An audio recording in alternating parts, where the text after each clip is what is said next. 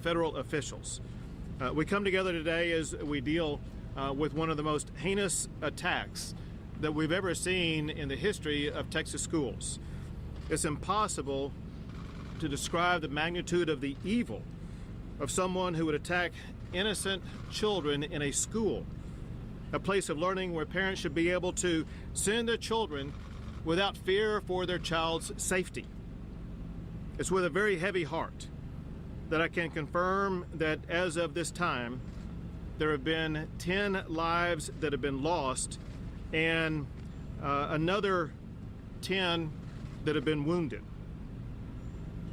We grieve for the victims who lost their lives at Santa Fe High School, and we pray for the families who are suffering and will continue to suffer in the days to come. Nothing can prepare a parent for the loss of a child.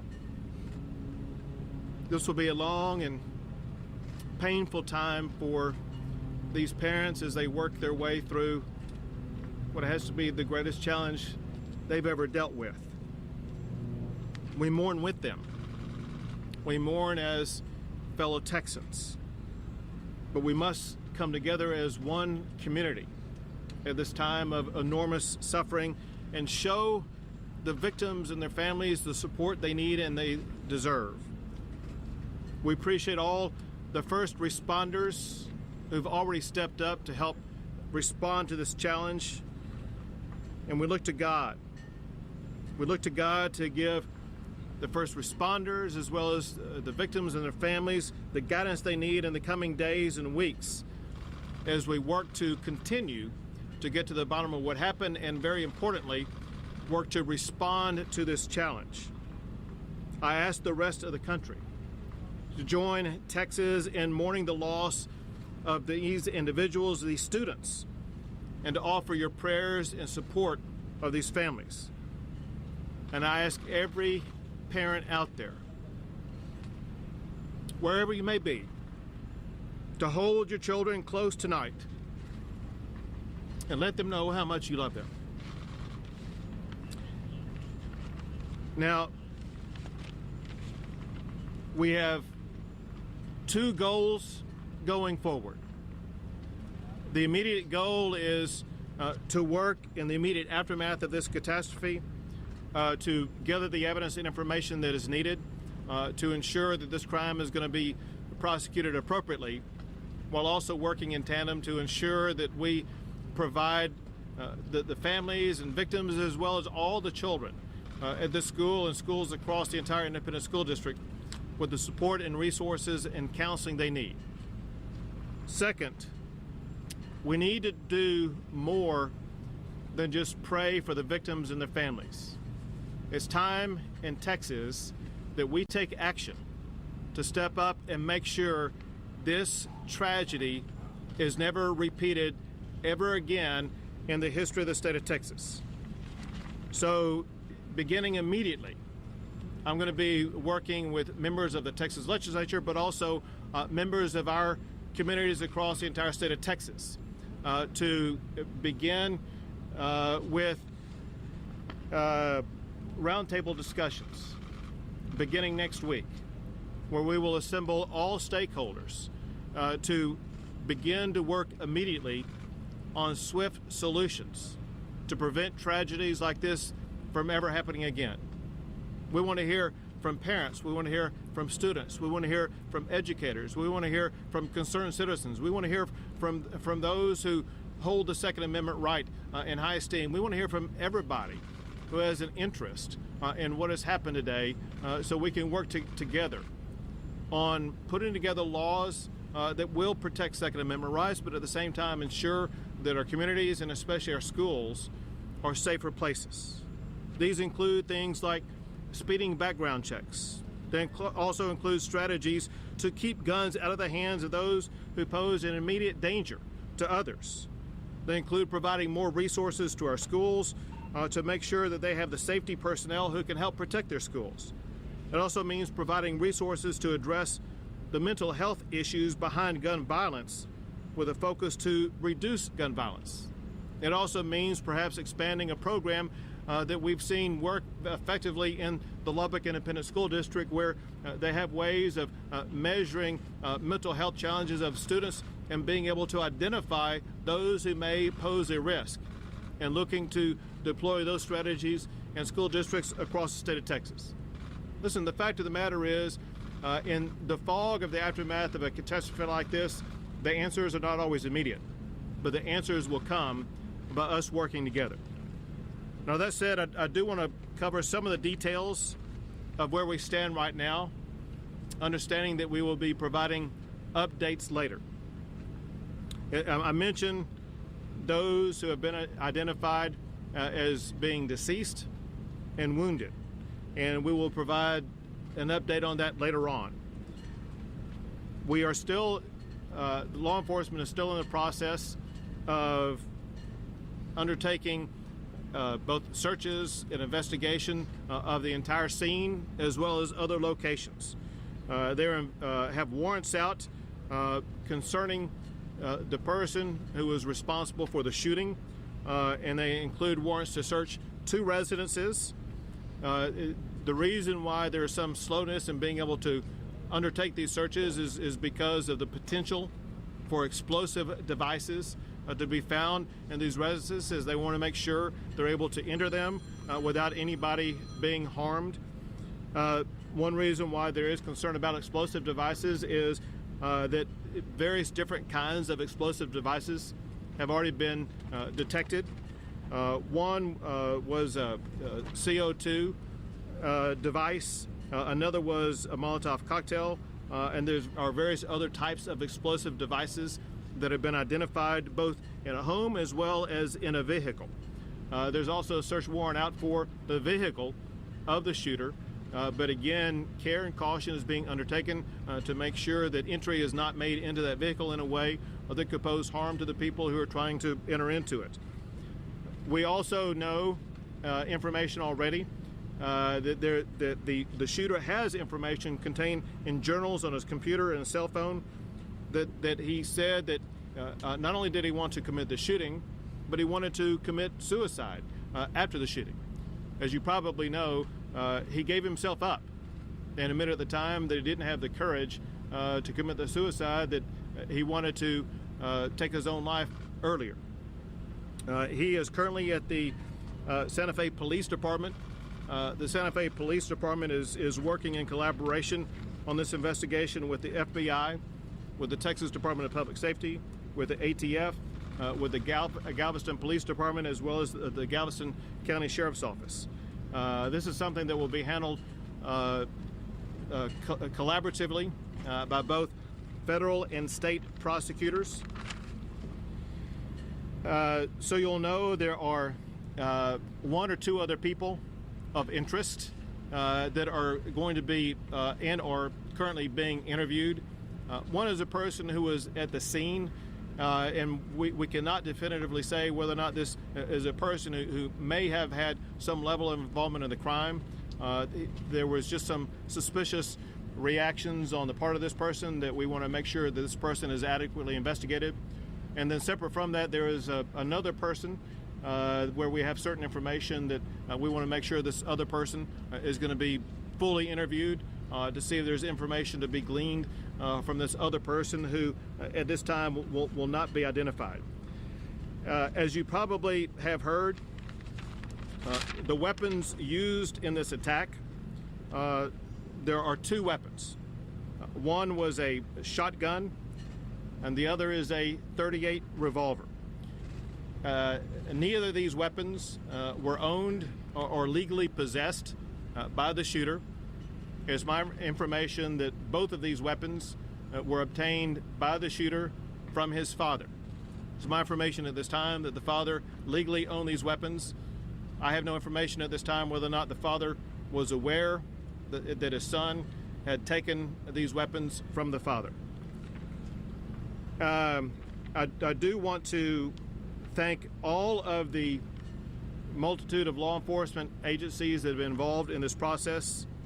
They include the Santa Fe Police Department, Galveston Sheriff's Office, Texas Department of Public Safety, League City Police Department, as I mentioned earlier, both the FBI as well as the ATF, the Galveston Police Department, Harris County Sheriff's Office, Texas City Police Department, Pearland Police Department, and Houston Metro Police Department.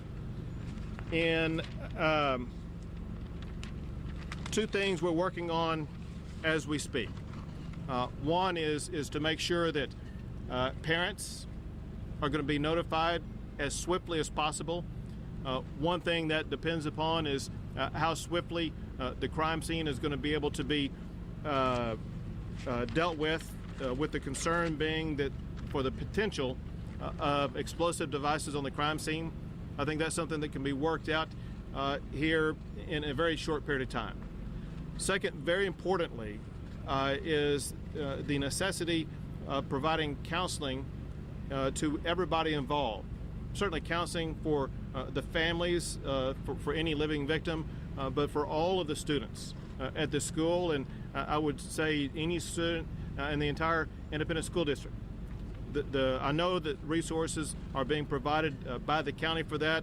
They are also being provided by the state, and we will have whatever amount of counselors the school district needs. I've had the opportunity to visit with the superintendent of the school district, who's been quite helpful both in the investigation but also in the response, and I thank her for her leadership in this effort.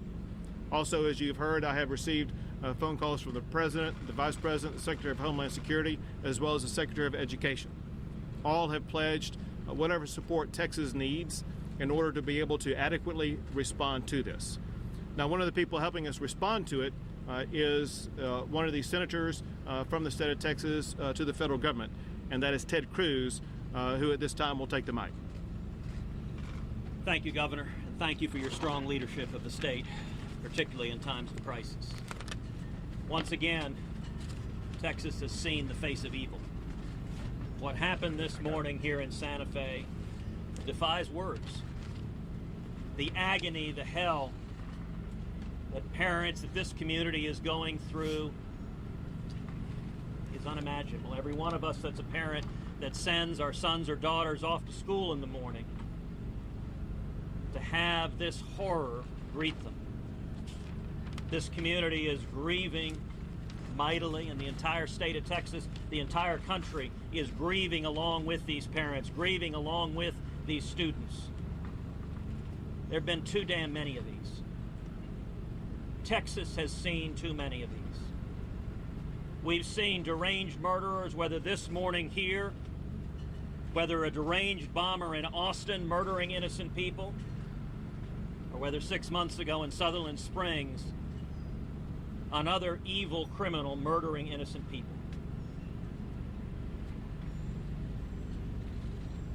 2 weeks ago, I was back in Sutherland Springs at the dedication, the rededication of that church on the 6-month anniversary of that horrific crime, and the word of encouragement that I would give to the people of Santa Fe as you deal with this unimaginable grief is that in the wake of this horror, that community and this community came together, leaned on each other, stood side by side with each other, cried on each other's shoulders, held each other, prayed for each other, helped each other stand up. And I can tell you, in Sutherland Springs, 6 months after the horror, there was hope and joy. There was grief and mourning and loss, but there was also hope and joy. I'll tell the people of Santa Fe, you are right now being lifted up at this instant in prayers by millions of people across Texas, across the country, and across the world. And in the public policy arena, we need to be doing everything humanly possible to stop this from ever happening again, to stop violent criminals, to stop them from getting firearms, to stop them from getting access to schools, to incarcerate them when they try to illegally purchase firearms. In the days ahead, we'll discover more about this particular shooter, about what red flags, what warning signs there may have been or there may not have been. And I'm sure we'll have a robust conversation about what more could have been done to prevent this horrible atrocity. But Texas, as a state, will make it through this. This community, Santa Fe, will make it through this, leaning on each other, praying for each other, standing with each other. We will make it through this. And we thank the incredible heroes that we saw today, those in law enforcement that rushed into harm's way, teachers, students. We know that we are going to hear the bravery that manifested in the face of evil, bravery that we know was done, at least in some instances, at great cost and great sacrifice, including the sacrifice of people's own lives. And so we celebrate that bravery, that courage. At the same time, we grieve the horror of this mass murder. With that, I'd like to recognize our Lieutenant Governor, Dan Patrick. Thank you, Senator. Once again, thank you to law enforcement, and we all pray to lift up these families and all of the students. What can we do now? One, if you're a parent and you own guns, lock your guns safely away. Your children should not be able, or anyone else, to get your legally owned guns. It's a serious issue. It's one big step that we can take. Number two, this school, the Santa Fe School District, was actually one of 186 schools that received a safety award for going through a program that the state administered out of over 1,000 school districts. Dr. Wall and her staff had done everything that they could to protect these students. There were 2 officers assigned to this school, plus a roving officer. The chief was on his way to the school when the first shots were fired. In fact, it was the chief who was able, we understand, to pull back the one officer when he was shot, to pull him to safety and return fire. We may have to look at the design of our schools moving forward and retrofitting schools that are already built. And what I mean by that is there are too many entrances and too many exits to our over 8,000 campuses in Texas. Over 8,000 campuses. There aren't enough people to put a guard at every entrance and exit. You would be talking 25, 30, 40,000 people. But if we can protect a large office building or a courthouse or any major facility, maybe we need to look at limiting the entrance and the exits into our schools so that we can have law enforcement looking at the people who come in 1 or 2 entrances. Schools may have to have their start day. Not all students show up at once, so that we don't have every student, there are 1,400 students at this school, trying to get in the door at once. We're going to have to be creative. We're going to have to think out of the box. Because from what we know, this student walked in today with a long coat and a shotgun under his coat. It's 90 degrees. Had there been one single entrance possibly for every student, maybe he would have been stopped. Now that will take a lot of work and a lot of money, but we need to do the work and do the money to protect the children the best we can. In other words, we need to harden our schools and make them safer. And that's just one of many answers, and that's why the governor's calling for the roundtable to discuss every option. But this is not acceptable in the state of Texas or in this country. This must end, and we must do everything we can. We can't protect every parking lot and every stadium and every building, but we can sure do better. And as a nation, we should look at the design of these schools that right now let people who are evil come onto the campus and take innocent lives. The legislature will work side by side with the governor. We will act, working with the federal government. We will act to do everything we can that this never, ever happens again in Texas. And now, our Colonel Steve McCraw from State Police, Department of Public Safety. Colonel. Thank you, Governor. I just want to underscore some of the points that the governor made. First and foremost is that when you get these calls, every police officer, no matter where you are, has to immediately engage the active shooter, period. There's no alternative, because every second means someone else is going to die. In this situation, you had that. And the brave officers, independent school district here in Santa Fe, stepped up to the plate, engaged. One's in critical condition right now. The other one, the chief, got there on scene, was able to rescue his officer. And a Texas State trooper also engaged the subject. And we know that because they were willing to run into that building, engage them right now, the other lives can be saved. That's absolutely important. And in terms of the investigation, I'm going to defer to the special agent in charge of the FBI in terms of going it. But I can tell you this, everything that can be done is going to be done, and it's done at the local, state, and federal level. We're all partners, and we'll get to the bottom of this in terms of motivation. But we do have a statement from the subject right now that's important. Again, the subject's alive. That helps to identify motive, which is important. And going forward, we'll continue to investigate. Good afternoon. My name is Perry Turner, Special Agent in charge of the Houston FBI office. And I want to say my heart's thoughts and prayers go out to the Santa Fe community. This is truly a tragedy. I would like to thank our federal, state, and local partners for working this investigation jointly with us. It is a joint effort. Every resource is being used to bring this matter to a successful conclusion. We are still in the process of gathering evidence, conducting several interviews, doing several search warrants. So this investigation is still pending and ongoing. As far as information, once we receive the information, we release the information to you in a very timely manner. Because the investigation is still ongoing, we are still in need of more information. We're still gathering it. So anyone with photos, videos, or information on their phones, please take them to our FBI Texas City office. The address is 600 Gulf Freeway, Suite 211 in Texas City. And also anybody with additional information, please call 1-800-CALL-FBI. That's 1-800-CALL-FBI. Thank you for your help. Why don't you stay here? Once again, we want to thank the heroes of law enforcement who stepped forward to respond to and confront the shooter. Their action probably ensured that more lives were not lost. And also, once again, we send our hearts out to comfort the families of the victims.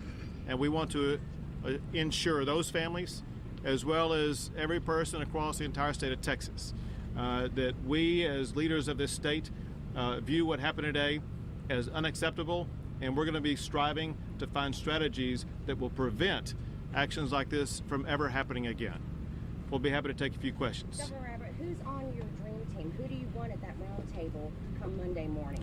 Very, very importantly, we need to have people participating in this round table who will bring a diversity of ideas, strategies, thoughts, and concerns. I would like to see 2 members from the Texas Senate, 2 members from the Texas House from the legislative side. It's also important to have families, victims, educators, but also understanding this doesn't just happen in school, it happens elsewhere. So we want to see others who are impacted by shootings like this. It'd be great to have some people who were victims of Sutherland Springs there, for example, as well as concerned parents. But also it's very important to have those who believe in making sure that gun rights are protected. So we want to have everybody who brings every perspective so that we can find the right strategies that will actually work. Any specific legislators? That will be up for the Lieutenant Governor to decide and for the Speaker to decide for their respective bodies. Governor, legislatively, if you could propose something right now, what would it be? Interestingly, I had prepared a policy paper that I was going to be rolling out next week addressing gun safety in the state of Texas. And I ticked off a few of those policy proposals in general, but they do include some things that actually would not be relevant to what happened today. But they do include speeding background checks. They do include strategies to keep guns out of the hands of those who pose an immediate danger to others. They do include providing more resources to schools to have safety personnel that are needed to respond, but also what you might call hardening of schools. They include resources to address the mental health issues that are seemingly behind so many of these shootings, and make sure that we're able to address those mental health issues in a way that reduces gun violence.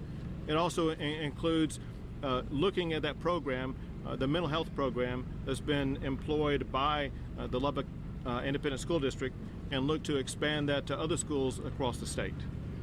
Governor, can you provide any more details on the confrontation with law enforcement? How much longer after the shooting began was law enforcement able to confront the shooter? Any information on that? I think that would be better answered by somebody else who was on the scene. I've been briefed on it, but I want to make sure you have accurate information on it. The lead agent. What's the question? How much time? What was the apprehension like, and how much time between the beginning of the shooting when the shooter was apprehended? When we know officers were at the school at the time. You can come on up. Come on up right here. We know officers were at the school at the time. As far as the time frame, we don't know that yet. We just have to go back and review the video at this point. But there were officers on the scene, so it was very limited time frame. So they were at the school when the shooting began? Yes, sir. Now, let me tell you two things about that. First, the safety plan by this particular school and school district is to have 2 ISD officers on campus. Those 2 officers were on campus at the time and were able to confront the shooter early on in the process.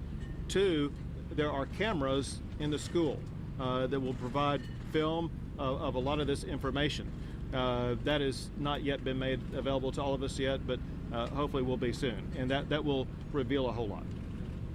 Governor, the legislature allowed SB 1556 to lapse in 2017. The legislation that created certificates through the Texas School Safety Center. Is that something that critically needs to be brought back, given the need to lock down some of the schools? Well, first, with regard to the school safety center, you may recall that after the shooting in Parkland, in Florida, I asked Mike Morath, the TEA commissioner, to reach out to every school as well as to every college and make sure that their school safety standards were up to speed. And he received back confirmation information from schools across the entire state of Texas. So we did that proactively. Interestingly, this school went through their school safety procedure just weeks before this incident, and they went through a lockdown test. And so they took the precautionary preparation that was expected of them. Governor, concerning the explosive devices, does that appear that something that the shooter or others made on their own? Were there a number of them found? Can you give more information on that? Yes, it appears that these explosive devices were made by the shooter. Cannot solidly confirm that yet, but there's no reason to suspect that any other person other than the shooter made those devices. Do you know how many there were? We're still working on the total number. The reason why is as we gather here right now, I don't have information yet back from his house or the 2 residences that are being explored to know how many might be in there. And I haven't heard yet whether or not the car has been opened up yet to know how many might be in there. And so that's a number that we are unable to ascertain as of this moment. Do you know where he got supplies? So I'm just wondering, did he get supplies? Do you know where he got the supplies? don't know that yet. The good news is we're going to have the ability to ask those questions. Governor, we always hear about some of the warning signs that we missed. What were some of those in this case? One of the frustrating things in the early status of this case is, unlike Parkland, unlike Sutherland Springs, there were not those types of warning signs. We have what are often categorized as red flag warnings. And here, the red flag warnings were either non-existent or very imperceptible. There is, from his Facebook page, a T-shirt that says "Born to Kill." That would be maybe the only, if not the foremost, warning sign. But as far as investigations by law enforcement agencies, as far as arrest or confrontation with law enforcement, as far as having a criminal history, he has none. His slate is pretty clean. And so there simply were not the same type of warning signs that we've seen in so many other shootings. Governor, are there any individuals? Last question, we got to go. Are there any individuals who are going to still in critical condition? What about the officer who shot? Right. Yes, there are. It's my understanding there's at least one, perhaps 2 people who are still in critical condition, and I'm not at liberty to reveal the identification of those people at this time. Thanks, guys. We got to go. Thank you, Governor.